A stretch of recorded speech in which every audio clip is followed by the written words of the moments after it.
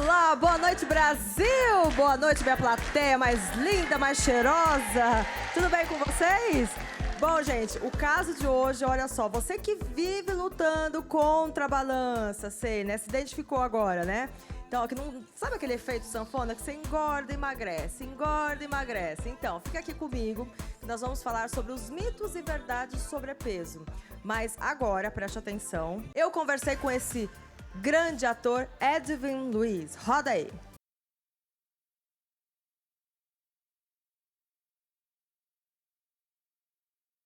Gente, hoje eu vou passar a tarde com esse amante da arte, esse veterano da dramaturgia brasileira. Olha com quem eu vou conversar. Tenho certeza que vocês vão babar nessa conversa hoje, que eu tenho certeza que essa conversa vai ser gostosa, né, descontraída. A gente vai saber um pouquinho mais da vida desse talentoso ator. Nossa, tá no teatro, tá no cinema, tá em tudo, gente. Tá aqui na Rede TV e eu tenho a honra de receber esse grande ator, Edwin Luiz, é isso? Falei certo o seu nome? Olha, é uma das únicas pessoas que falou certo. Ai, querido, que delícia estar aqui com você, viu? Que bom, que bom. Nossa, hoje a televisão hoje está preenchida, né, de tanto talento, né? E eu queria já começar, assim, perguntando para você, sabe? Você sempre foi apaixonado por arte? De onde surgiu essa vontade de, Olha, é estranho. Trabalhar com isso? É estranho, porque a minha família, nós somos da Moca. Nasci aqui em São Paulo, no bairro da Moca, italianos, lutando para sobreviver apenas, porque nós éramos de famílias humildes, né? Todos nós, muita gente. E aí, de repente, não sei se pelo nome, né? Edwin, que é tão diferente de todos eles. O que aconteceu foi que eu ia ser médico. Eu ia ser médico. Ah, você queria ser para ser médico. Mas aí me mostraram uma dissecação de cadáver. E eu falei, isso não é para mim. E aí eu fiquei perdido, porque a minha vida inteira eu ia ser médico, fiquei totalmente perdido. E aí apareceu uma bolsa de estudo para mim, me deram o governo francês. Me deu uma bolsa de estudo, fui para a França, e lá eu comecei a teatro, música, pintura. Eu comecei a falar, esse é meu universo. E esse tempo que você ficou vivendo lá na França, assim, você teve dificuldade, né? Porque com certeza o idioma foi a primeira dificuldade, mas os perrengues, assim, como que foi viver numa cultura diferente? Você que morava na Moca, que estava acostumada com aquela família italianada, que fala alto, o francês é mais contínuo, né? Aquela coisa mais contido. Eu acho o seguinte, quando a gente tem 19, 20, 21, tudo é lucro, né? A gente vai lutando, a mentalidade daquela época era tão diferente, né? Nós éramos realmente contestadores, a gente queria ser livre. Então, estar num outro país com uma dificuldade brutal da língua, porque eu fui lá sem saber francês, né? Eu falava bonjour, oui. Aí eu aprendi a língua lá, eu fazia aula de francês. Foi um momento muito importante, que o mundo estava passando uma grande transformação. Tinha uma vida muito simples mesmo. Às vezes, chegou épocas, às vezes, que eu tinha que comer o almoço. Para pagar a janta. Não, e aí eu roubava pão nas mesas para comer no jantar. Jura? Das mesas que sobrava, assim? Nossa, então você a gente passou... faz, mas é uma maravilha, né? É gostoso passar por essas coisas.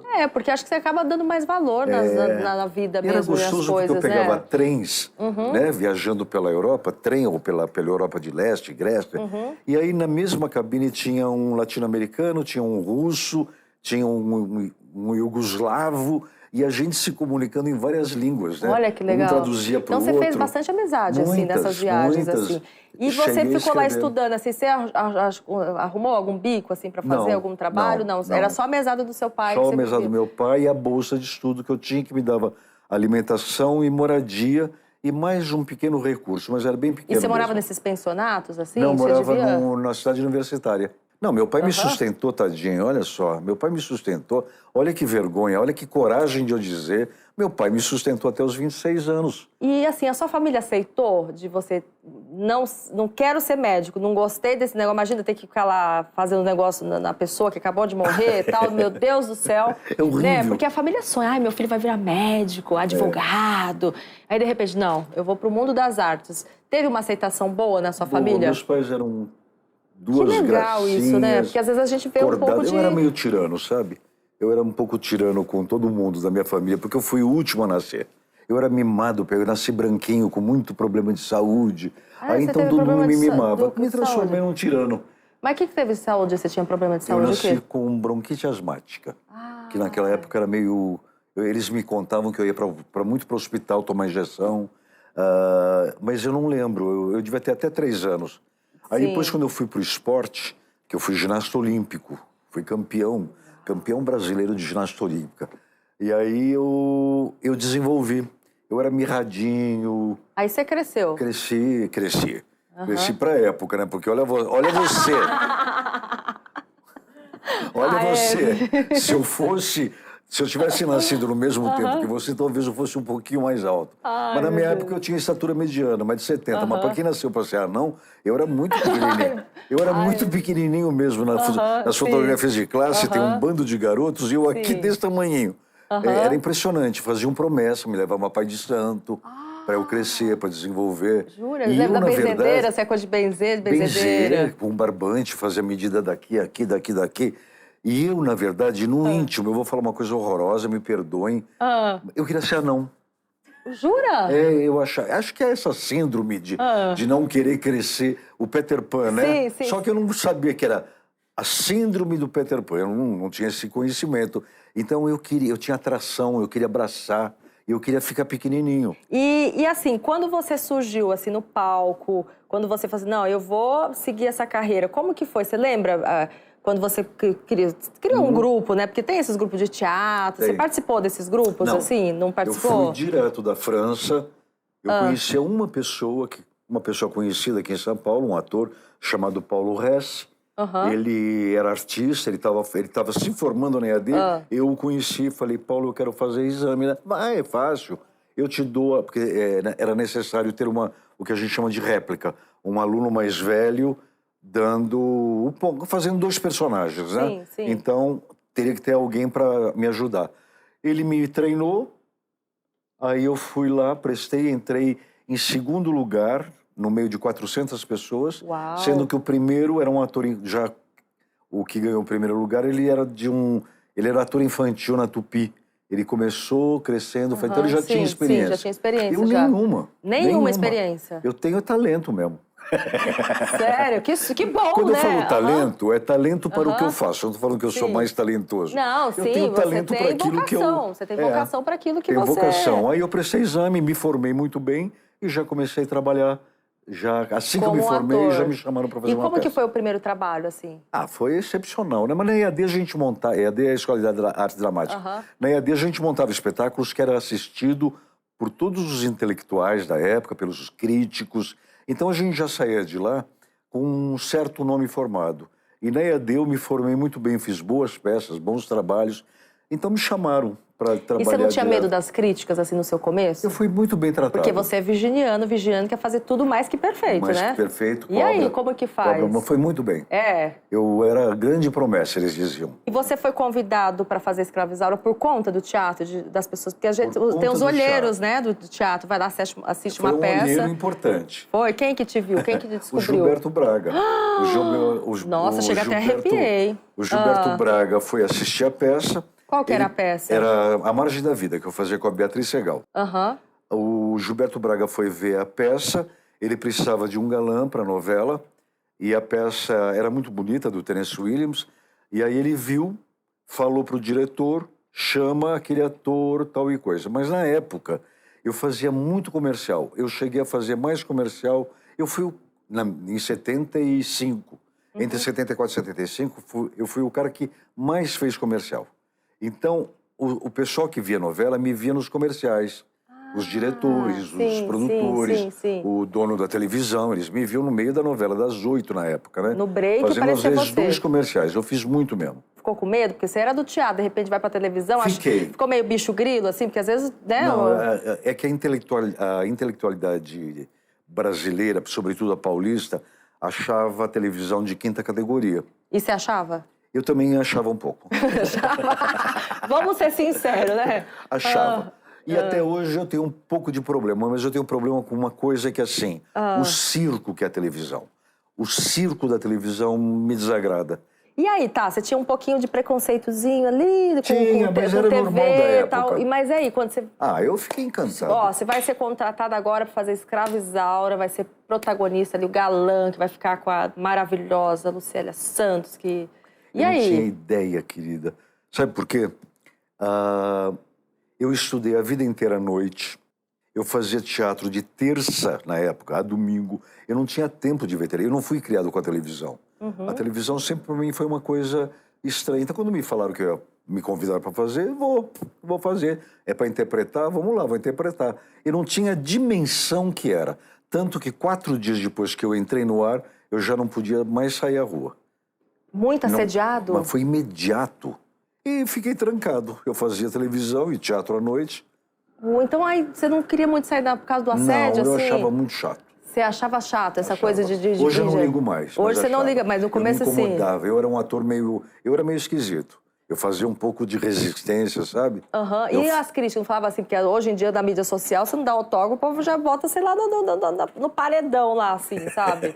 De falar, fulano não deu atenção, o que a gente mais vê é isso. Hoje daria. Deviam falar mal de mim, claro. Falaram que ator antipático. E eu mas era defesa. Era timidez e defesa. Sei. Mesmo com o pessoal da televisão, eu falo, gente, eu tô do lado da Regina Duarte, meu Deus do céu. Eu ficava muito assim, como se comportar, muito nervoso. O que falar, por exemplo? Muito nervoso. Falar... Pensava o que ia falar. E da entrevista? O sofrimento que era. Tem um lado da gente, deve acontecer com você a mesma coisa, tem um lado da gente que fica muito feliz. Muito feliz você ser reconhecido, abre portas, né? Facilidades para você. Você vai em algum lugar e fala, eu precisava... Claro, é muito gostoso isso. O carinho, o reconhecimento. Mas tem um lado também que eu ficava meio resistindo. Porque tem horas, eu me lembro que quando morreu minha mãe, por exemplo, eu morava no Rio. Eu acordei com a notícia da morte da minha mãe. Aí o que eu fiz? O primeiro avião, fui para o aeroporto, muito triste, derrubado, né? Nossa, derrubado, chorando. Sou muito sensível, né? Aí eu entrei no avião e eu tô aqui na janelinha, o banco vazio, um senhor aqui. Aí eu tava assim, né? Essa coisa de soluçando. Ele falou, tá com algum problema? Eu falei, eu tô com um probleminha, minha mãe faleceu. Tá. Você me dá um autógrafo? Essa coisa invasiva é que perturba um pouco. Porque às vezes, naquela época, hoje eu não sei mais como é que é. Eu respondi uma carta, por exemplo, eu falava, que bom, que você gosta de mim, um beijo. Vinha a carta da pessoa, você pode me dar uma fotografia? Mandava a fotografia por carta, né? Agora, você pode me dar um pôster? Aí depois, eu preciso de 100 mil reais, 10 mil reais. Sei. Tinha um hábito às vezes de que... abuso, né? Abuso, de você, às vezes você também... E eu queria responder para todo mundo, eu não conseguia. E como que era contracenar com a Lucélia? Porque a Lucélia, ela é toda, a bichinha é parrudona, assim, né? Ela é forte. Ela é forte. Eu já tive a oportunidade de entrevistar. Eu acho que ela é forte até pelo tamanho dela, porque ela deve ter percebido desde pequena que ela precisava falar grosso para poder ser respeitada. A Lucélia é um bicho do bom sentido. Quando ela começou a fazer Escrava Isaura, ela também foi um sucesso imediato. Eu entrei um mês depois para ser o galã que ela ia encontrar.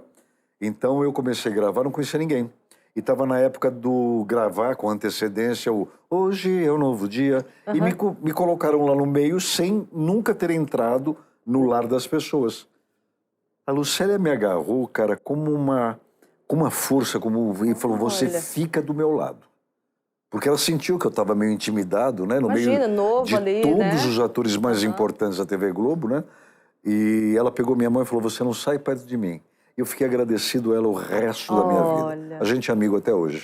Jura? São 42 anos de amizade. Quero ver esse amigo mesmo. Olha só quem te mandou a mensagem. Meu querido Edwin Luiz, nós nos conhecemos há muitos anos na Escrava Isaura, quando nós éramos 2 pirralhinhos, e desde então que nós somos amigos, sempre fomos muito próximos. Edwin e eu fizemos muitos trabalhos juntos, mais recentemente uma novela juntos em Portugal, em Lisboa.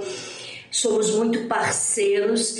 O Edwin é daquelas pessoas muito estruturantes na vida da gente. Eu A gente sempre teve uma parceria muito bonita e foi muito importante agora ter a companhia do Edvin em Portugal. Nós nos ajudamos mutuamente porque estávamos fora de casa e era muito importante o outro como referência. Eu amo o Edvin Luiz, admiro, respeito. Ele é um grande ator e é um grande ser humano, amigo. É uma super pessoa, é um grande homem. Amo, amo, amo. Também te amo, Lu. Amo de paixão. Queria muito trabalhar mais vezes com você, viu, minha querida? Eu sei da tua luta, sei do teu valor como mulher, como atriz, como cidadã. Demais, né? E assim, vocês trabalharam em Escravizaura, vocês eram bem novinhos, assim. E aí depois vocês tiveram a oportunidade de trabalhar em Portugal. Só em Portugal. Como que foi, de repente, de tanto tempo, né, assim, se encontrar em Portugal, fazer uma novela juntos? Foi uma delícia, porque quando me convidaram para fazer, o autor da novela, ele escreveu esse papel para nós dois. Inclusive, pensando em vocês dois. O meu nome era Gilberto, em homenagem a Gilberto Braga. Ela era Marília, em homenagem a Marília Pêra. E nós chamávamos Montenegro, em homenagem a Fernanda Montenegro. Ele homenageou 3 pessoas que ele admira. Que legal. E ele chamou primeiro a mim, que eu já o conhecia do Brasil. Quando eu contei para a Lucélia, porque ele ficou com vergonha de ligar para ela falou, que maravilha, vamos junto para Portugal. Então a gente teve um preparo muito grande. Uns 4 meses que a gente ficou sabendo o que ia fazer. Então a gente conversava excitados, morrendo de medo que não desse certo, porque tinha entraves burocráticos, sabe? Sim, para poder trabalhar lá. Para poder trabalhar lá. E eu me lembro no dia que a gente foi, a alegria da gente, quando chegamos, foi um descobrimento. Portugal é um lugar maravilhoso, já tinha estado, mas não para ficar um ano, né? Eu virei português. E o público lá, a aceitação do público, a diferença dos portugueses para o brasileiro, assim, como que foi, assim, olha, na novela? O português, eu vou falar primeiro uma coisa, o português adora o Brasil. Eles gostam muito da nossa música, da nossa cultura, tem uma reverência aos atores, porque eles cresceram vendo novela brasileira. Hoje não, hoje já tem muita novela portuguesa, né? Boas novelas portuguesas. Sim. Então eles gostam da língua, do jeito da gente falar. Diferença é que nós somos mais soltos, né? Soltos com todos os defeitos que essa soltura tem. Somos cara de pau, a gente falou que não deve, somos mal educados em algumas situações, falamos muito alto em outras. Eles são europeus, são europeus, eles seguem mais as regras. A gente atravessa a rua com o carro passando, eles esperam o sinal. Eles são mais educados. São mais educados. E nós somos mais relaxados, o que é o nosso encanto. O nosso encanto. Traz um pouco de leveza para a vida, né? Não há dúvida, eles adoram vir para cá, andar de shortinho, se lambuzar de areia. Você fazia piada portuguesa para eles? Total. Jura? Eles ficavam bravos, não? Não, eu sabia para quem contar, né, claro. Você sabia, né? Sabia para quem eu devia contar. E assim, de tantos personagens que você já fez, assim, teve algum trabalho assim que você não gostou muito de fazer? Você fala vários. Assim, alguma assim, o que eu tô fazendo aqui? O que eu fui procurar isso aqui? Teve algum assim? Teve assim. Em teatro eu não tive quase nenhum. Nenhum, quase nenhum. Talvez tenha tido. Eu fiz peças que não foram tão bem de público. Mas eu nunca fiz nada vergonhoso. Nunca fiz nada, porque eu tive, desde cedo, eu tive chance de escolher em teatro. Novela a gente não escolhe, novela a gente é convidado. Já vem um personagem assim, e a gente não sabe como é que vai desenvolver tanto a novela quanto o personagem. Às vezes te tiram da novela porque o personagem não está fazendo nenhum sucesso, né? E você acaba não sendo dono do teu papel. Não acaba sendo dono... Porque novela, gente, não há quem não... Todo mundo fala, eu estou pensando... Sabe o que acontece? Televisão a gente aceita, a gente precisa. A gente precisa do dinheiro da televisão. Porque a televisão te dá, durante um bom tempo, uma garantia de emprego que é muito bem-vinda para o ator. Né? Muito bem-vinda, porque o teatro é muito instável. Depende do público, depende da chuva, depende em que bairro está o teatro, que tipo de frequência. Tudo depende. A Fernanda fala que teatro é como agricultura, depende de tudo. Se chove, se não chove, se faz sol, se não faz sol, se tem gafanhoto, se não tem gafanhoto. Não, se um fala que odiou a peça, ferrou. Ferrou. Já tem um grupo lá que não vai. Agora a televisão não. A televisão você vai com todo o gás e às vezes não acontece. Então a gente fala, puxa, o que eu estou fazendo aqui? Eu já fiz personagem, eu nem vou lembrar qual é a novela, de verdade, que de repente eu me sentia como se eu fosse um figurante. Eu entrava para falar, bom dia, olha, a carta chegou na sua mesa aí. E você vai ficando triste. Eu imagino, né? Dá um problema Porque na parece que o gente. teatro você domina, que o palco é seu, né? É. Então você improvisa, às vezes você muda o jeito de Claro, falar, claro. e você meio que é Você dono vai de si. aprimorando, Vai né, aprimorando o muita seu coisa. texto, né? Vai E você brincando. estreia com aquilo que você tem. Depois você vai vendo o que funciona mais, o que não funciona. Aí você vai ajustando. lapidando. E aí fica teu, você é dono. É, aí você é dono. Aí eu acho que cinema, teatro e novela, o que mais te impulsiona, o que te mais agrada, o que te faz feliz? Será que eu preciso responder? Teatro. Claro, teatro. Teatro, É onde eu todo me jeito. formei. Eu sou um bicho teatral mesmo. Mas cinema você gosta? Cinema? É. Eu gosto dos dois, gosto de televisão e... Aham. Televisão, a grande dificuldade para mim sempre foi essa coisa de ter que decorar todo dia. Porque as pessoas pensam que a gente vai lá trabalhar e depois vai para casa se divertir. Não, a gente vai decorar texto. Decorar texto. E muitas vezes você está fazendo outra coisa junto. Você decora durante a madrugada, dorme 4 horas. Você tem que decorar. Isso é muito difícil para mim. E é um trabalho muito solitário também, né? É você na sua casa. Cinema, eu gosto muito de fazer, mas a espera é inaguentável. Demora, né? Muito. Que aí precisa do recurso. Às vezes, para fazer uma cena, você espera 4 horas. Ajuste de luz, vocês que são iluminadores aqui, Sim. vocês sabem o que é um ajuste de luz para pegar o ângulo tal, a dificuldade que é gravar fora do estúdio, né? Locação. É muito... Às Então, vezes o ator espera. E isso é muito difícil, mas o resultado sempre é bom, né? E você É o estava meu em cartaz orgulho. com uma peça com a Arlete Salles. Tava. E aí, como que foi essa peça? Ah, foi ótimo. Esse Quer dizer, trabalho, foi esse trabalho? estranho, viu? Por que estranho? Foi Porque bem foi na estranho. pandemia, não foi? Claro, a gente começou a ensaiar na pandemia. Na pandemia. A pandemia começou no Brasil, né? O lockdown, outra coisa, em março. Aí foi. Tivemos aquele lockdown, depois começou já a abrir alguma coisa. A gente começou a ensaiar em agosto, por aí. Então estava muito pesado ainda. Muito. A gente ensaiava, inclusive, no local, que é o Planetário da Gávea, que é onde dava vacina. O posto de saúde da vacina era lá, tanto que eu tomei lá mesmo. A gente ficava assim como nós estamos aqui, Com você aqui, distanciamento. ela lá, ele lá, e a gente ensaiava, não se tocava, fazíamos exame toda semana, todo começo de ensaio, toda segunda-feira a gente fazia exame, aí atravessava alguns dias, na outra, e a gente fez até o último dia agora que a gente acabou a peça, a gente fez. Sim. Para ter uma... Mas não tinha o calor humano, né, entre nós. Imagina, é uma coisa de distância. Mas, ao mesmo tempo, a gente sabia que estava resistindo a esse vírus. Era importante. Nós fomos uma das primeiras peças a entrar em cartaz. Foi um sucesso, que as pessoas estavam fechadas há tanto tempo que foram em massa ao teatro. Estavam todo mundo querendo, de máscara, né, o teatro. Todo mundo... E a gente via a plateia, que tem alguns momentos que a gente conversa, assim, aquele povo todo de máscara, resistindo não só à cultura, né? Resistindo ao teatro, resistindo ao vírus, resistindo a todas as coisas ruins que estavam acontecendo com a gente.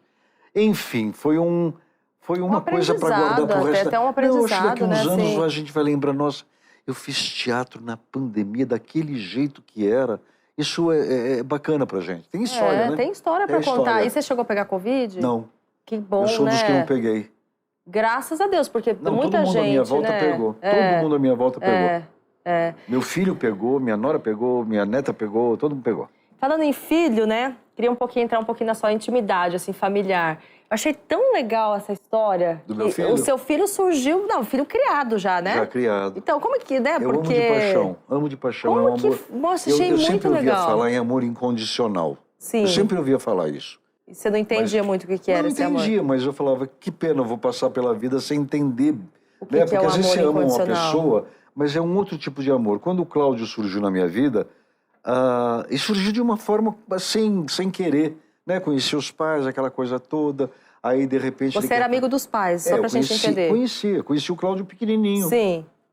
Eles moravam no Leblon na época, onde eu moro, né? Aí, de repente, os pais separaram e cada um foi para um estado. E o Cláudio ficou meio perdido, ele queria fazer teatro. Eu falei, vai lá para casa, como um amiguinho, né? Aí, com o tempo, eu ficava um pouco de vergonha de falar, meu amigo. É uma diferença de idade tão brutal. Uma pessoa que... Se eu falasse isso de um ator jovem, falar, olha, o Marcos Pigossi é meu amigo. Tudo bem, são 2 atores que estão fazendo uma peça. Mas o Cláudio ninguém sabia quem era. Ele é muito bonito, muito. Aí quando eu ia apresentar, um dia eu falei assim, não, é para mim e para o meu filho. Passou. Aí um dia ele falou, não, meu pai está precisando de alguma coisa. Aí eu falei, Cláudio, a gente é isso. A gente é isso. Você é meu filho, eu sou seu pai, não tem como. E aí a gente começou a estabelecer uma cumplicidade de pai e filho. Olha, mesmo. Que lindo isso. Mas isso já faz muitos anos. E hoje é o esteio da minha vida, no sentido, eu sei que quando eu ficar velhinho, o Cláudio vai cuidar de mim, tenho certeza, como eu cuido dele que hoje. Bonitinho, gente. Nossa, eu imagino assim, porque... Ele tá aí? Não sei se tá. Né? E você nunca pensou em ter filhos, assim, filhos biológicos, assim? Você sempre queria ter uma família? Ah, queria. Não sei se família, eu sou avesso a certas convenções, sou muito avesso mesmo. Sim. Eu gosto de tudo aquilo que... Eu só percebi isso depois, que eu luto contra a corrente. Tudo aquilo segue e eu não quero seguir. Você não quer seguir? Mas não é que assim, não, eu quero ser original. Não, é do meu temperamento. Sim. Então eu nunca quis casar, nunca quis ter filho, mas não queria ter filho, então? Não, filho sim. Ah, sim, filho sim. Eu pensei em adotar mas eu tinha uns 35 anos. Então, tem um momento aqui no programa, tem pessoas especiais que fizeram questão de mandar mensagem pra você. Vamos ver. Vem passando pra te dar um beijo e falar para as pessoas do teu lado divertido, né? Do teu lado provocativo, que bota a gente em situações às vezes constrangedoras, mas sempre muito divertidas. Querido, beijo, felicidade, talento todo mundo já sabe que você tem de sobra. Meu aquariano louco, grande ator, um espetáculo, um humor incalculável, me mata de rir, já fiz xixi com ele de tanto rir. Tem coisas que eu peço para ele fazer, faz de novo, aí ele faz, eu rio, gargalho, faz de novo, aí ele faz, eu gargalho. Esse é o Edvin, meu amor, Edvin, meu amor, só isso. Edvin, meu grande amigo, meu companheiro, meu contemporâneo, meu norte. Eu digo meu norte porque você é desses atores completos que todos nós gostaríamos de ser. É um ator cujas ferramentas foram adquiridas por uma história brilhante de textos, diretores e espetáculos com os quais ele conviveu, que dão a ele hoje o patamar de estar na galeria dos maiores atores desse país. Tenho a grande satisfação e privilégio de ser amigo pessoal dessa figura ímpar e deliciosa. Meu querido Edvin, ninguém dirá que é tarde demais para eu dizer de novo que eu te amo. Como ser humano, como ator, como pessoa. Você foi o meu primeiro galã na vida, eu começando a carreira na televisão, na TV Tupi, e você, meu galã, já era um grande ator. Um grande ator, nasceu maravilhoso, e eu estava aprendendo. Edvin Luiz é um dos maiores atores do Brasil, e eu me orgulho muito de ser sua amiga. Eu quero te agradecer por tudo que você tem feito. Você é um homem de bom coração, coração enorme, sempre procurando ajudar as pessoas, né? Me ajudou muito, ajudou sua afilhada, Júlia. E eu quero te agradecer, quero te desejar muita saúde, muito sucesso nesses nossos 42 anos, né? Estamos juntos. Você, para mim, é como se fosse meu irmão mais velho. Tá? Desejo todo sucesso na sua vida, muita saúde, que Deus te abençoe. Beijos. Você é um homem educado, é um homem culto, um homem que tem humor, um homem que cada dia eu gosto mais, que admiro muito você no exercício do seu ofício. Eu te desejo muita sorte em toda a sua vida. Um beijo enorme. Fique certo do meu carinho. Bom, estamos aqui para falar um pouco a respeito do Edvin. O Edvin, esse ser humano incrível, esse cara maravilhoso, inovador, dedicado, generoso, um homem intelectual que adora seu momento de privacidade, ficar quietinho em casa, ler bons livros, estudar, um cara organizado, sim, olha, ele tem seu lado virginiano também, apesar de ser um aquariano, o seu lado virginiano que organiza tudo, em tom degradê, o armário todo organizado. Além de ser um ótimo chefe de cozinha, porque ele cozinha maravilhosamente bem, não é, filha? Você gosta da comidinha do vovô? Sim! Várias saladinhas, macarrão. Além de tudo, o Edvin é nosso padrinho de casamento e padrinho de batismo da Maria Clara. E além dessa questão familiar que nos envolve, também tive a oportunidade, o privilégio de trabalhar com ele. Imagina que alegria, que felicidade para um filho trabalhar com seu mestre, o próprio pai. Paizão de coração, Edvin, nós te amamos! Ah, que bonitinho. Beijo! Ah, que lindos. Gente, obrigado. Vocês não podem imaginar a alegria que vocês me deram. Sabe, alguns programas fazem essas coisas de gravar, mas a seleção às vezes fica tão esquisita que você fala, por que chamaram tal pessoa, né? Não tem nada a ver mas comigo. você ser chamado... ter descoberto onde mora, porque eu não sei onde a Maria mora. Vocês foram até lá? Porque ela mora longe. E ela está comigo há 42 anos. 42 anos. Ela ficou comigo mais do que minha mãe. Olha. E ela cuida de mim com o maior desvelo. O Cláudio, a Cláudia, a Arlete, o Caruso, que hoje, falando essas coisas de mim, sendo ele... o ator que é consagrado, né? Muito obrigado por esse carinho que vocês tiveram comigo. Obrigado mesmo. Ah, você merece. Gente, palmas para esse grande ator. Edvin Luiz! Olha, tem uma plateia aqui. Lógico! Querido, que honra, que delícia ter passado a tarde com você, né? Esse grande ator, né? Quanta história, né? Quanto que a gente aprendeu com ele, né? Super beijo pra você, espero encontrá-lo novamente pra gente bater esse papo gostoso, não é? Bom, gente, mudando de assunto agora, a gente vai falar de sobrepeso. Você que naquele efeito, sabe, sanfona, engorda, emagrece, engorda, briga com a balança e quer quebrar a balança, né? Porque engorda, aquela coisa toda. A gente vai mostrar pra vocês agora os mitos e as verdades, né? Sobre o que faz mal, o que você tá fazendo de errado, por exemplo. Por que você tá brigando com a sua balança? Às vezes tem coisas ali que você tá fazendo, não tá legal, e aí você fica culpando a balança, né? Tô sabendo. Convidei pessoas especiais aqui para conversar comigo, o doutor Eduardo Greco. Muito obrigada por ter participação aqui, médico gastrocirurgião. Tudo bem, querido? Tudo Seja bem. bem-vindo. Eu que agradeço o convite, Daniela. Estou à disposição. Muito obrigado pelo convite. E o povo fica brigando com a balança mesmo, né? Muito, imagino. Muito. É a grande briga, né? Não só do Brasil, como mundial, né? No Brasil, a gente já estima 75% da população lutando com a balança. O sobrepeso, 50%. Nossa, muita gente.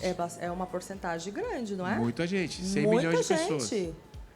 Tem bastante coisa essa pra lindona falar. aqui com a gente, Jaqueline Grohowski, que é uma cantora que tem uma voz linda. Tudo bem, lindona? Que bom você estar aqui de volta com a gente. Boa noite. Obrigada pelo carinho. Um beijo pra essa plateia maravilhosa. Ô, Jaque, você vive brigando com a balança também? Você tem aquele efeito sanfona? Engorda, emagrece? Tem o efeito sanfona, só que eu sou a falsa fitness, né? Eu só faço dieta mais no carnaval. Durante o ano é só Photoshop mesmo.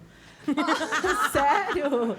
Ainda bem que ela é sincera, né, gente? Não é? Porque eu sou daquelas a assim. Sinceridade chegou quando e... a gente morrer, a terra já vai comer. Então eu vou comer que eu tô viva, né? Então, vamos comer. É? Você tem esse pensamento? Tem esse negócio de ficar, olha vou comer só. que eu vou engordar. Mas você tem um Como corpão tudo. aí, vai. Eu tenho sorte. A genética deve ser também boa tem aí, plástica, né? Então ajuda também um pouquinho. Também tem plástica. Ai, Jaque, muito boa. Carla Prata, apresentadora maravilhosa. Seja muito bem-vinda mais uma vez aqui. Obrigada mais uma vez pelo convite. Oi, plateia. Oi, pessoal de casa. Estou adorando porque esse, Dani, é um assunto dos mais falados. E, assim, não é, foi para trás, não está mais na moda. Está na moda e vai continuar sendo um dos assuntos mais falados na internet, na TV e na vida real também. Muito obrigada, viu, Carlinha, por estar aqui com a gente novamente. O Radson Nery, que é treinador de futebol. Você tá em forma, não tá?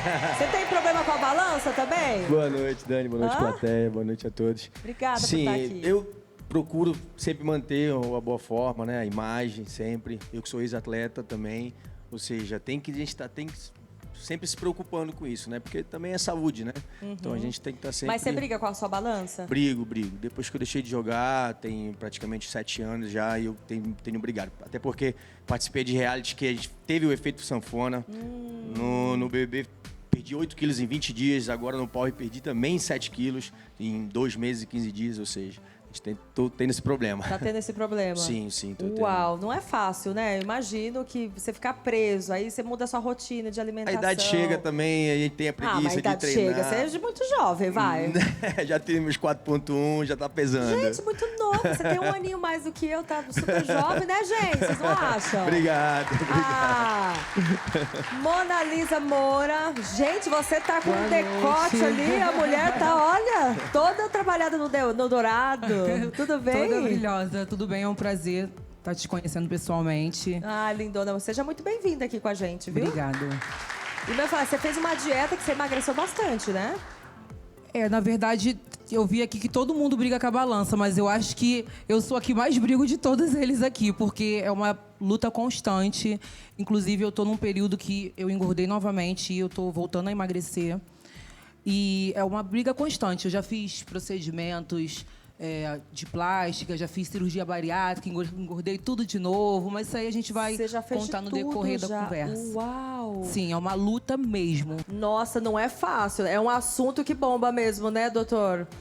Meu Deus do céu, olha só o que ela passa para ela poder, né, ter um peso que, né, que ela se olhe no espelho, que ela se sinta bem. É complicado mesmo. Você viu o número que o senhor falou? 50%, né? É muito grande. O que ela diz é a grande realidade, porque assim, obesidade, o pessoal que está em casa aí nos assistindo, obesidade é uma doença. E é uma doença que ela não tem cura. Cirurgia bariátrica, medicação, não tem. A gente tem que ter controle. Então a gente tem que buscar, né, o seu peso, buscar com dieta, a gente vai conversar aqui, né, quais são as alternativas. E a pessoa tem que pôr na cabeça que ela vai precisar aprender a controlar, se manter no peso. Eu trato a obesidade há 17 anos, a gente emagrece as pessoas. Ela se propõe a emagrecer. Mas o mais difícil é eu manter o meu paciente no tratamento. Tratamento nutricional, emagrecer, psicológico. você até consegue emagrecer. O duro é manter mesmo, né? Isso que é. Isso. Esse Bom, é o recado. vamos colocar as perguntas das pessoas aqui para a gente saber, né, exatamente o que eles estão com dúvidas, para a gente esclarecer aqui no Sensacional. Roda aí. Minha amiga falou que ficar de jejum o dia inteiro emagrece. É mito ou verdade? Nossa, o que você acha, Carla? Você já fez jejum intermitente? Não fiz jejum. O pessoal tem uma mania muito feia de, eu vou fazer jejum porque o fulano fez jejum. Gente, a gente tem que entender que cada indivíduo é único. É verdade. Então, às vezes, o jejum, para ela, vai fazer mal. Para ele, vai fazer bem. Para mim, não. Vai ser péssimo. Cada um, por exemplo, eu tenho uma doença autoimune. Então, minha dieta é totalmente focada no que eu faço, que eu sou rainha de bateria da Acadêmicos da Tucuruvi. E também eu tenho doença autoimune. Então, eu tenho que entender quais são os meus limites, né? E cada um não pode, gente, fazer... Gente, é muito perigoso você fazer uma dieta porque A, B, C ou D fez. Não façam isso. Procurem um profissional. Porque isso prejudica a saúde. É verdade. Inclusive. Alguém de vocês já fez? Você, com certeza. Você falou que já fez todas as dietas. Já fiz jejum intermitente, já. Jura? E aí, deu resultado ou não? O que aconteceu? Você ficou... Então, dá um resultado ali na hora, né? Isso aí o doutor vai poder explicar melhor sobre isso. Mas a curto prazo deu resultado, sim. Quantas horas você fazia? Tinha jejum de 24 horas. Menina, mas aí você fica desnutrida, não? Mas é o desespero, né? Nossa! Mas você fez sozinha ou algum médico, algum aplicativo de... Meu Deus do céu. Olha que maluquinha! Nossa, eu já fiz, mas com você acompanhamento de nutrólogo. Assim, como eu sou ex-atleta, a gente, no meu período que eu era atleta, eu não poderia fazer isso, né? A gente não tem como fazer isso devido à carga de treinamento, desmaia, entendeu? né? Isso aí é muito perigoso.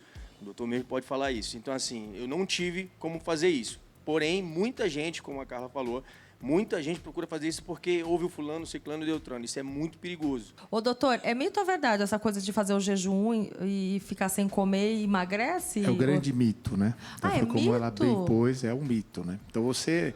A verdade é que ela você emagreceu precisa... 11 quilos? Ela fez algumas situações específicas, as pessoas fazem, mas existem alguns programas que aí você tem que individualizar. Esse foi o ponto fundamental. Que a Carla falou. Exames de sangue, ver se não tem nenhum tipo de alteração. Para que dieta você vai propor para esse paciente?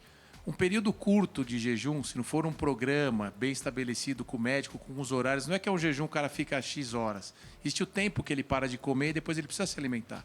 Porque o seu organismo ele precisa de metabolismo, ele precisa queimar.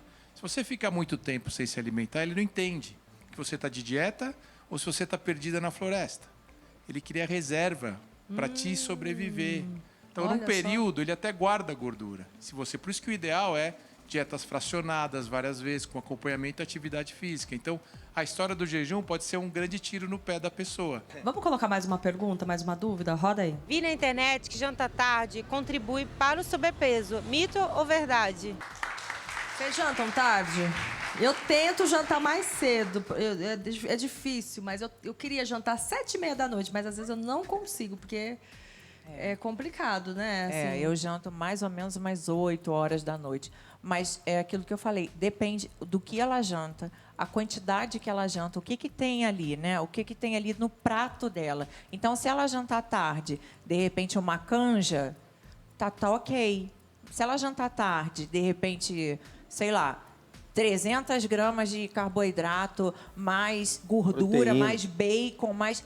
E depende também do que ela quer. Porque eu lembro que uma vez eu fiz uma dieta para ganhar massa muscular. Gente, eu comia carboidrato o dia inteiro e proteína, e eu consegui ganhar com treinamento. Tudo depende, né? Então, assim, eu vou jantar tarde, eu vou engordar. Aí a pessoa fica com aquela paranoia que nem tem carboidrato, o doutor sabe. Tem gente que tem fobia de carboidrato. Não vou comer carboidrato porque eu vou engordar. Não é assim, gente. Tudo tem que ser planejado. Tudo planejado. Que hora você janta, Jaque?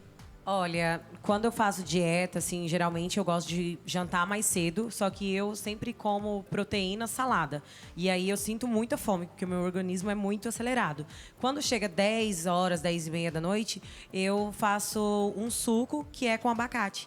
Por exemplo, é uma proteína que eu regulo certinho e é uma proteína para massa muscular, que é muito boa. Então, eu não fico com fome. Então, eu revezo tudo certinho. Mas quando eu não tô de dieta, eu como qualquer horário.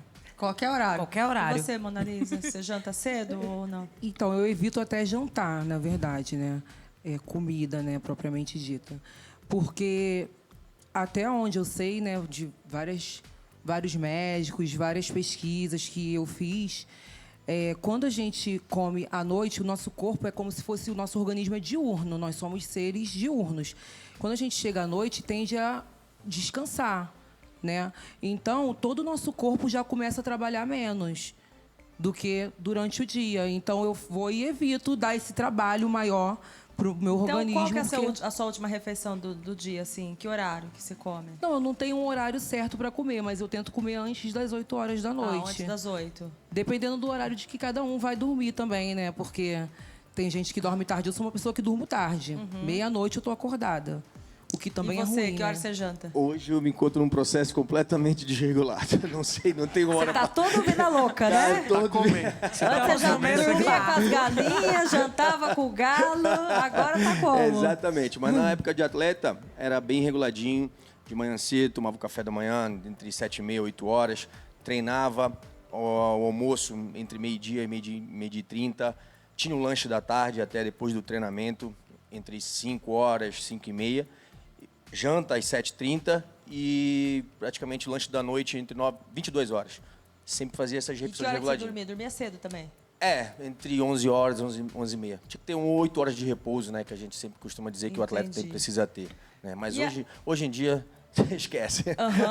Ô, doutor, e aí? É mito ou verdade? Jantar tarde, facilita o ganho de peso? Verdade. Então, essa é uma grande verdade. Ponderando, falou novamente muito bem. Não adianta você jantar uma lasanha às 6 da tarde e às 10 da noite uma saladinha. Então, não é essa a situação. É que o jantar tarde, o nosso organismo, aí vem a posição que ela passou, que é da questão hormonal. Então, nossos hormônios, o hormônio da fome, ele tende a aumentar para o período noturno, enquanto os outros não, que é o cortisol, que é o hormônio que ativa o nosso dia a dia, etc. Então, Essa rotina que ele fazia é o ideal, de você jantar e mesmo à noite, antes de dormir, ter um pequeno lanche. Mas coisas saudáveis. Mais uma pergunta, roda aí. Li numa revista que só atividade física resolve o sobrepeso. Mito ou verdade? E aí? Só atividade física. Vamos ali pra academia da Rede TV, que vai ficar todo mundo magrinho. E aí, o que você... Só atividade física. aí, Imagina, Dani, a gente tá aqui treinando, 1 hora de esteira, vai fazer musculação, sai daqui, o que a gente faz? Vamos lá tomar um chopinho, comer um fast food. Gente, pelo amor de Deus, não façam isso. É claro que só atividade física não vai resolver a situação. Não resolve. Na vida dele, eu já falando para as pessoas, podem fazer isso. Você comia tudo quando você era atleta? Eu falando para as pessoas, era necessário. Comia, um pudim de leite, assim? Tudo errado. Sim, tudo. E aí era magrinho. A gente não tinha restrições para... nenhuma. Exato, não posso comer você comia pastel de mas feira, é justamente tudo? Isso, mas justamente porque a gente está falando que naquela altura eu queimava mais do que absorvia, entendeu? Então assim, eu poderia comer à vontade, porque eu sabia que no outro dia eu iria queimar aquilo ali, então não teria problema.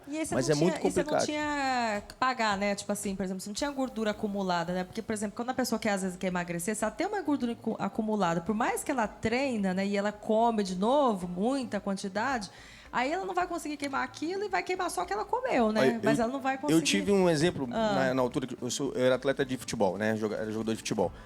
Eu perdia muito peso. E eu precisava me alimentar bem.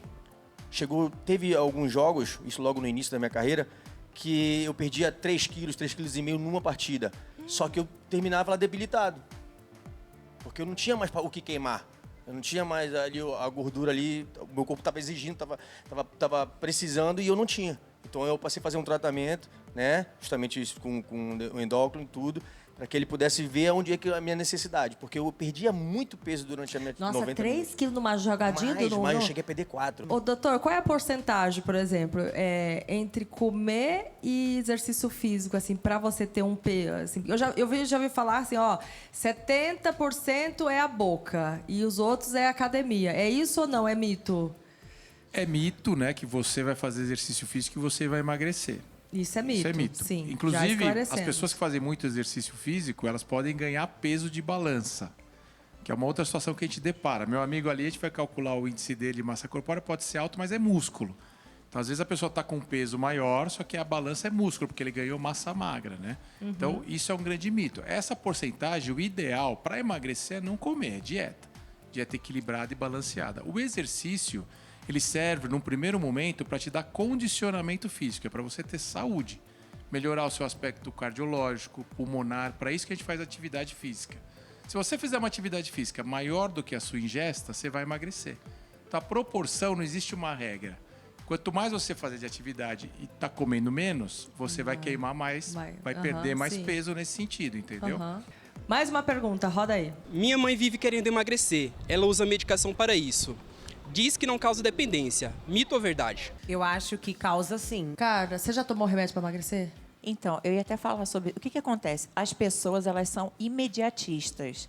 Esses remédios aí, que as pessoas descobrem que emagrece rápido e tal, tem muitos remédios, né, doutor, que nem para emagrecimento é. É para, por exemplo, déficit de atenção. E aí as pessoas tomam para emagrecer, porque há uma substância naquele remédio, além de melhorar o déficit de atenção, faz com que aconteça algo no organismo e a pessoa emagrece. E aí a vizinha emagreceu em uma semana e a outra, a besta, quer emagrecer também, vai lá e compra o remédio e passa mal e vai parar no hospital. Gente, tudo é lento, tudo é gradativo. Tudo que eu engordei na pandemia, eu fechei a boca, parei de tomar meu vinho, que eu gosto, sabe? Parei de comer minha pizza, comecei a tomar as cápsulas de laranja moro, com outras substâncias também, que a Jaque falou. Comecei a tomar chá todo dia e emagreci, gente. Só que demorou 5 meses, não foram 5 dias. Eu fico vendo no Instagram pessoas que vendem fórmula, emagreça 7 quilos em 5 dias, em 6 dias. Gente, tá na cara que essa pessoa vai engordar tudo de novo, não é, doutor? Perfeitamente. Ela vai engordar o dobro. Né? Não vai adiantar. Você falou que usou muito remédio assim para emagrecer. Então. O que você usa assim, remédio de tudo que é jeito? Isso causa dependência? Causa dependência, sim. Eu não sei se é no organismo, mas volto a falar do psicológico. Porque você acaba achando que você precisa daquilo, que você só vai emagrecer com aquilo, e aí você fica fissurado naquilo. É uma dependência psicológica também. eu parei de tomar remédio de emagrecer. Mas então agora, se eu emagreci sem malhar, alguma coisa assim, sem fazer dieta, então agora eu vou equilibrar minha alimentação no lugar disso e vou começar a fazer uma atividade física para eu poder manter meu peso, porque eu acho que muitas pessoas precisam sim desse empurrão. Eu converso diariamente com muita gente, principalmente mulheres, mas também homens, tá? Que tem muita dificuldade de emagrecer, aquele dar o primeiro passo.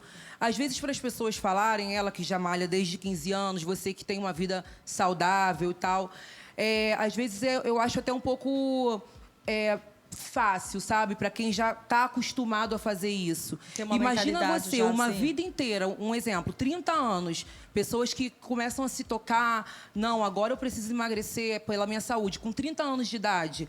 O seu organismo está acostumado durante 30 anos a agir daquela forma. É muito mais difícil. Você só sabe fazer aquilo. Muito mais. Então você precisa de um empurrão, sabe? Então eu acho que é válido sim. Alguma coisa para poder você emagrecer, ou você no endocrinologista, ele te passar um remédio a curto prazo. Pra dar um start, para você já então, emagrecer, aí um dar remédio natural para poder te ajudar, mas sempre com esse acompanhamento e a gente sempre policiando as pessoas quando a gente fala, quando a gente dá esse conselho, é uma coisa muito complicada. A gente dá esse tipo de conselho, toma mesmo remédio de emagrecer. É complicado, tem que dar com consciência esse tipo de conselho. Mas eu acho válido, sim, para poder a pessoa dar o primeiro passo. Vai, agora anda sozinha. Agora, doutora, pergunta, é mito ou verdade? A pessoa causa dependência, não causa dependência? A pessoa mito, né? É um grande mito. Causa dependência. Então, as medicações, elas existem. Desde que, com o endocrinologista, que é quem mais usa as medicações, os nutrólogos, nós mesmos, você tem que entender o seu paciente, porque pode trazer problema para o rim do paciente, para o fígado do paciente a longo prazo. Então, a medicação, como ela disse, às vezes o paciente tem algumas dificuldades e você precisa da medicação para ajudá-lo. Mas ele tem que entender que isso vai criar, não só psicologicamente, no sentido de, bom, eu tenho esse remédio para me ajudar, mas do seu corpo, é da saúde mental mesmo. Ele atua no cérebro diretamente da pessoa para inibir o apetite. São os inibidores de apetite. Isso traz uma dependência porque depois ela não consegue andar sozinha. E agora? E ela não vai poder usar o remédio para o resto da vida. Mais uma pergunta, roda aí. Pessoas ansiosas ganham peso com mais facilidade? Mito ou verdade? Nossa. Alguém aqui é ansiosa? Essa não precisa nem responder, né, Messi? Essa eu deixo para você. Essa eu deixo para você. Não precisa responder, não precisa. Você é ansioso? Muito. Muito? Muito. Mona Lisa, você é ansiosa? Eu sofro de ansiedade, né? Faço tratamento psicológico. Como eu falei, né? Eu acho que tudo tem a ver, é interligado com o nosso psicológico. Ele reflete no nosso corpo físico. Não tem como separar as duas coisas em tudo que a gente faz.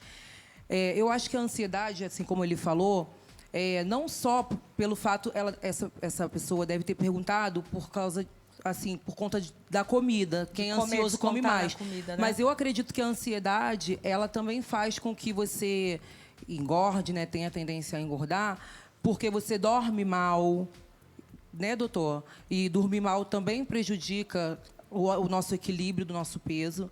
Então, assim, a ansiedade eu acho que é o grande vilão, sabe? Na verdade, para você poder manter um peso equilibrado. Doutor, pessoa ansiosa ganha peso com mais facilidade? Grande verdade, né, Daniela? Verdade. Então, veja todos aqui, o pessoal que está aqui na plateia, todos nós, a gente vive uma ansiedade diária do nosso dia a dia, da nossa rotina, das nossas preocupações. Então, isso é o grande vilão. Agora, controlar a ansiedade é isso. Às vezes precisa medicar o paciente, extremamente ansiosos. Tem pacientes que descontam de outras formas, que não dormem.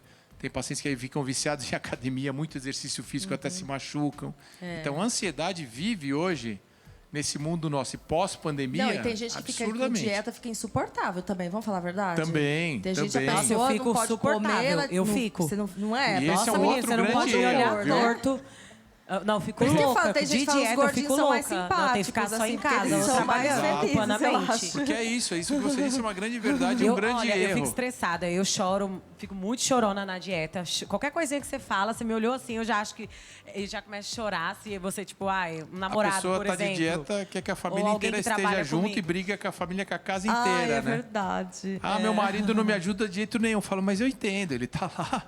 Mas você que tá Mas precisando, é então difícil, tem que equilibrar Tudo isso. que chamam a gente é pra comer, gente. Ah, sim, isso é um Tudo outro problema. social que a gente faz é comida, Ninguém chama você pra ir restaurante. emagrecer, pra ir fazer uma academia, é só pra comer Não, amiga, Dia mesmo. dos pais, quem levou o pai no parque vamos aqui? comer. Quem levou o pai no parque? jantar Todo mundo é onde? churrasco. Eu levei que eu não tenho, então, mas... gente, o pessoal leva a dieta como vilão, não é assim. É Hoje em isso, dia, por exemplo, é só saber escolher. A dieta Exato. é hábito, se torna um hábito. É só você saber escolher. Ah, vamos comer uma pizza? Vamos. Mas aí tem a pizza A, B e C, que, por exemplo, é sem glúten, sem lactose, sabe? É bem mais leve. Carla, mas também uma Não, pizza mas se sem for o- pra mim sair da minha casa, pra você virar pra mim e Tem falar o- que é sem glúten, sem não sei o quê, roda aí, eu falo, minha filha, não. Eu vou sou te levar carnívora. lá em casa, vou fazer um bolo sem açúcar. E vai adorar. E você vai Aí adorar. você não Aposto fala. com Faz você, pra ela tá? e pra mim, tá? Vou Fala fazer pra pra mim. você também. Mais uma pergunta, roda aí. Li no jornal que a atividade sexual ajuda a combater o sobrepeso. Mito ou verdade? Ô, Adson, você que tá dos homens aqui, você é o doutor, eu quero saber de você. Você concorda com essa pergunta ou não? Concordo, não é mito não, concordo. É, você acha assim? Porque, assim, no caso eu com a minha esposa, minha parceira, praticamente é uma atividade física. É uma atividade física. A gente... Tipo, quantas horas você fica na Não, esteira? porque assim, a gente vai... Vamos dizer... Essa da esteira foi a melhor. Essa da Depende, esteira a gente foi a acorda, melhor. a gente Essa da acorda, esteira. aí acorda, bateu o olhar, sentiu vontade, vai lá e faz, de manhã. Aí, à tarde, na hora do descanso, vai lá, sentiu vontade, faz de novo. Quando vem à noite, tá fazendo de novo. É 3 Nossa, vezes. 3 vezes ao dia? Não, tô dando Uau! Tá dando conta do recado, menina. Já faz em jejum, viu? Não, então ele tá fazendo... Ó, ele tá fazendo... Adorei esse casal. Só se eu parar o consultório no meio. Não, eu não dá. achei que na época agora ele de ser, não sendo mais... quer dizer, ele é atleta, mas assim... Não, antes, sou ex-atleta agora. Ex-atleta, sim. É. Mas, por exemplo, na época que você treinava, você falava que treinava 2 vezes ao dia. Agora Isso. você tá treinando 3. Então, mas é na época que eu era atleta, eu não tinha essa... Pelas minhas contas? Eu não tinha essa atividade sexual contínua, assim como eu tenho agora. Entendeu? Ah, você não tinha? É, porque a gente, quando tá na fase de atleta, não tem como. Não dá pra parar no meio do treino lá pra procurar esposa. Não, e outra, a gente tem um desgaste. Ô, é Mona problema. Lisa, e você concorda aí? Você acha que perde caloria Eu mesmo? acho que perde não só pelo movimento do exercício, não. Eu acho que libera alguma coisa, né? Eu acredito que libere alguns hormônios, algumas coisas que fazem o seu corpo trabalhar melhor. E você, Jaque? Daniel, espetáculo. Ah, eu gosto bastante de praticar. Essa academia você não tem preguiça? Não, essa eu vou todo dia. Em jejum, sem jejum. Hein, doutora, a pergunta é: atividade sexual ajuda a combater o sobrepeso? Sim, isso é uma verdade. Como Olha. todos disseram aqui, né? Então é uma atividade física. Não deixa de ser uma Uma atividade física. né? Vou Se arrumar você- um namorado pra minha mãe. Ou um gogoboy, alguma coisa. E além entendeu? desse outro lado, Ah. também a gente sempre pensa, né? A pessoa vai fazer uma atividade física, ela vai estar se desnuda, né? Então isso também ajuda as pessoas sempre procurarem estar com o corpo legal, etc. Então também psicologicamente, né? Você procurar o sexo é isso. Tem muitas pessoas que estão obesas e que a grande queixa é essa. Meu parceiro não me procura mais, eu não estou conseguindo fazer atividade sexual. Então o sexo faz parte disso, faz parte da gente tratar a obesidade desses pacientes e vai ajudar no tratamento, sim.